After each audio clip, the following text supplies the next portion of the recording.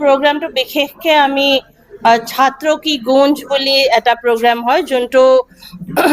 কংগ্ৰেছে লঞ্চ কৰিছে to make শ্যোৰ that আমাৰ ল'ৰা ছোৱালীৰ আমাৰ ষ্টুডেণ্টছবোৰৰ ভইচ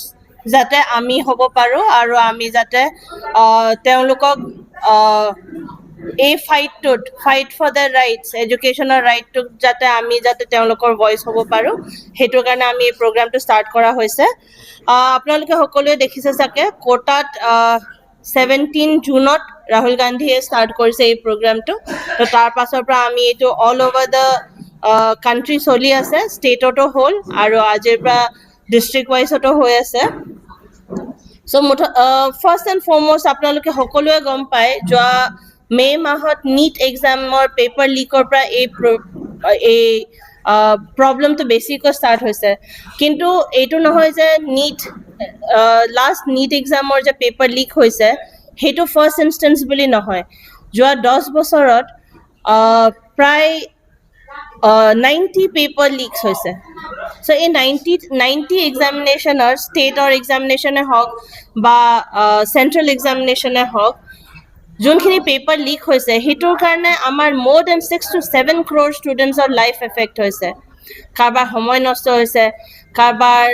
টাইম পাৰ হৈ গৈছে বা কাৰোবাৰ কোনোবাইতো আমি এই নীট এক্সামতে আমি লাষ্ট এই নীট পেপাৰ এক্সামতে আমি দেখা পাইছোঁ যে অলমষ্ট 12 ষ্টুডেণ্টছে ছুচাইড কৰিলে চ' এইখিনি যে হৈ আছে এইটো কোনে দায়িত্ব ল'ব who is responsible for this আমি সকলোৱে মাত লগাই আছোঁ আপোনালোকে সকলোৱে দেখিছে দিল্লীত প্ৰটেষ্ট চলি আছে বেলেগ বেলেগ ঠাইত বহুত জেগাত প্ৰটেষ্ট চলিছে কিন্তু আজিলৈকে আমি এডুকেশ্যন ডিপাৰ্টমেণ্টৰ পৰা বা আমাৰ এডুকেশ্যন মিনিষ্টাৰৰ পৰা আমি আজিলৈকে একো একাউণ্টেবিলিটি দেখা নাই আনকি আমি গভৰ্ণমেণ্টৰ পৰা একো একাউণ্টেবিলিটি দেখা নাই ধৰ্মেন্দ্ৰ প্ৰধান আমাৰ এডুকেশ্যন মিনিষ্টাৰ তেওঁক ৰিজাইন কৰিবলৈ কাৰণে অন মৰেল গ্ৰাউণ্ডছ এটলিষ্ট তেওঁ ৰিজাইন কৰিব লাগিছিলে বা এটলিষ্ট তেওঁ এটা ষ্টেটমেণ্ট এটা হ'লেও দিব লাগিছিলে বা আমাৰ প্ৰাইম মিনিষ্টাৰেও ষ্টেটমেণ্ট দিব লাগিছিলে বিকজ এইটো এটা সৰু কথা নহয় যে 12জন ষ্টুডেণ্টে যে ছুচাইড কৰিলে তেওঁলোকৰ লেটাৰতে আমি দেখা পাইছোঁ যে কিমান তেওঁলোকে ডিপ্ৰেছড হৈছে কিমান তেওঁলোকে আঘাত পাইছে for whatever had happened সেইটো কাৰণে কিছুমানে ফেচ কৰিব পৰা নাই সেই লছটো তো তেওঁলোকে সেইকাৰণে ইমান ডাঙৰ এটা ষ্টেপ ল'বলগীয়া হ'ল চ' আমাৰ এইটো প্ৰগ্ৰামৰ পৰা মুঠতে আমি এইটো ক'ব বিচাৰিছোঁ যে আমি ষ্টুডেণ্টছৰ ভইচ আমি হ'ম আমি ষ্টুডেণ্টছক যিমান আমাৰ ফালৰ পৰা ছাপৰ্ট লাগে আমাৰ ফালৰ পৰা যিমান ছাপৰ্ট লাগে আমাৰ ফালৰ পৰা যিমান ফাইট দিব লাগে গভৰ্ণমেণ্টৰ এগেইনষ্টত আমি দিবলৈ ৰেডি আৰু আমি আনটিল এণ্ড আনলেছ ধৰ্মেন্দ্ৰ প্ৰধানে ৰিজাইন নকৰে আমি তেতিয়ালৈকে আমাৰ এই মুভমেণ্টটো আমাৰ এই প্ৰগ্ৰামটো আমি শেষ নকৰোঁ আমি লাগি গৈ থাকিম আৰু আমি বিচাৰোঁ যে তেওঁলোকে এই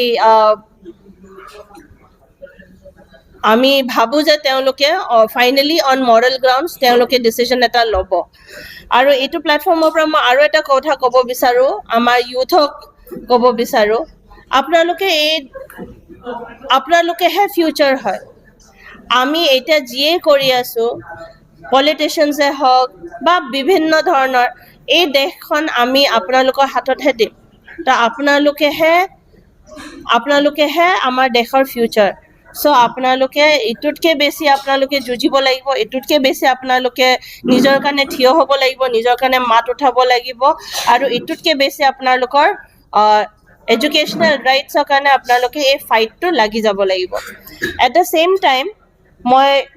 এজ এ পেৰেণ্ট মই পেৰেণ্টছবোৰকো ক'ব বিচাৰোঁ যে আপোনালোকে ওলাই আহক আপোনালোকে নিজৰ বাচ্চাবোৰৰ ফিউচাৰৰ কাৰণে আপোনালোকে এতিয়াৰ পৰাই মাত উঠাওক কিয়নো when it is too late আমি এতিয়া ক'ব পাৰোঁ যে মোৰ ঘৰততো একো প্ৰব্লেম হোৱা নাই মোৰ ল'ৰা ছোৱালী এতিয়ালৈকে এক্সাম দিবলৈ বয়স হোৱা নাই চ' মই এতিয়া কৈ কি কৰিম আমি সেইটো ভাবিব পাৰোঁ কিন্তু that is not right every children is আমাৰ দেশৰ ফিউচাৰ হয় আৰু আমি সকলো ষ্টুডেণ্টৰ কাৰণে আমি আজি আগবাঢ়ি আহিব লাগিব আমি যদি ৰৈ থাকোঁ মোৰ ঘৰত কেতিয়াবা কিবা হ'লেহে মই মাত দিম তেতিয়ালৈকে বহুত দেৰি হৈ যাব চ' মোৰ পিনৰ পৰা মই আগ্ৰহ কৰিছোঁ গোটেই পেৰেণ্টছকো যে আপোনালোকে ওলাই আহক আপোনালোকে ভইচ ৰেইজ কৰক এগেইনষ্ট দিছ এডুকেশ্যন ছিষ্টেম যোনটো আমাক কমপ্লিটলি ফেইল কৰিছে অন অল গ্ৰাউণ্ডছ আৰু